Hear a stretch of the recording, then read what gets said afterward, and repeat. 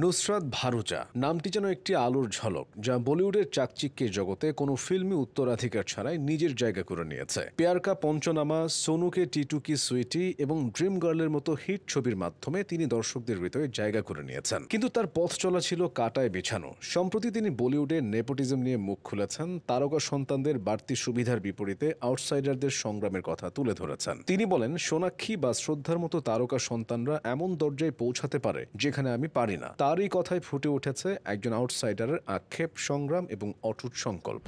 নুসরাত ভারুচা 17 মে 1985 সালে মুম্বাইয়ের এক দাউদি বোহরা মুসলিম পরিবারে জন্মগ্রহণ করেন। তার বাবা তানভীর ভারুচা একজন ব্যবসায়ী আর মা তসনিম ভারুচা গৃহিণী। কোনো ফিল্মি ব্যাকগ্রাউন্ড ছাড়াই নুসরাত শৈশব থেকেই অভিনয়ের প্রতি আকৃষ্ট ছিলেন। মুম্বাইয়ের জয় হিন্দ কলেজ থেকে ফাইন আর্টসে স্নাতক সম্পন্ন করার সময় তিনি অভিনয়ের জগতে প্রবেশের স্বপ্ন দেখেন। কলেজ জীবনে তিনি একটি ট্যালেন্ট ম্যানেজমেন্ট ফার্মে স্কাউট হিসেবে কাজের জন্য গিয়েছিলেন, কিন্তু সেখানে তাকে অভিনয়ের প্রস্তাব দেওয়া হয়। এভাবেই 2002 সালে তিনি জিটিভির ধারাবাহিক কিটি পার্টির মাধ্যমে অভিনয় জগতে পা রাখেন। কিন্তু দীর্ঘ কাজের সময় এবং সেটে অপ্রীতিকর অভিজ্ঞতার কারণে তিনি 1 বছরের মধ্যে শো ছাড়েন। এরপর তিনি থিয়েটারে কাজ করেন এবং ইয়াশ রাজ ফিল্মসের বিজ্ঞাপনের মাধ্যমে অভিনয়ের দক্ষতা শানিত করেন। নুসরাতের বলিউডে অভিষেক হয় 2006 সালে জয় সন্তোষী মা ছবির মাধ্যমে, কিন্তু এই ছবি বক্স অফিসে সাফল্য পায়নি। 2009 সালে তিনি কাল কিসনে দেখা ছবিতে অভিনয় করেন, যা তেমন আলোচিত হয়নি। তার ক্যারিয়ারের টার্নিং পয়েন্ট আসে 2011 সালে লাভ রঞ্জন পরিচালিত প্যার কা পঞ্চনামা ছবির মাধ্যমে।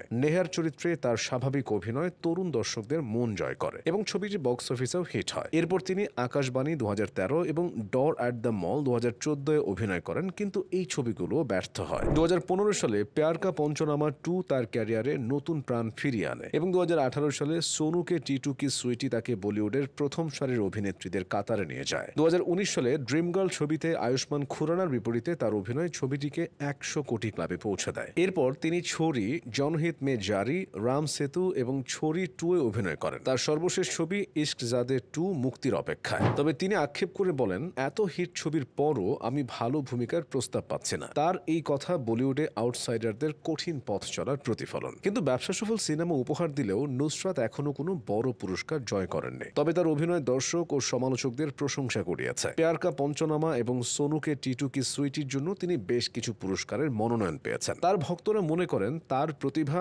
এখনো পুরোপুরি স্বীকৃতি পায়নি। তিনি বলেন, পুরস্কার গুরুত্বপূর্ণ, কিন্তু দর্শকদের ভালোবাসায় আমার সবচেয়ে বড় পুরস্কার। নুসরাত ভারুচা বলিউডের এক আউটসাইডার, যিনি কোনো ফিল্মি ব্যাকগ্রাউন্ড ছাড়াই নিজের প্রতিভায় পথ চলেছেন। তার নেপোটিজম নিয়ে স্পষ্ট মতামত, তাকে বলিউডের এক নুসরাত যেন এক যোদ্ধা, যিনি নেপোটিজমের দেওয়াল ভেঙে বলিউডের আকাশে নিজের নক্ষত্রের আলো ছড়াচ্ছেন।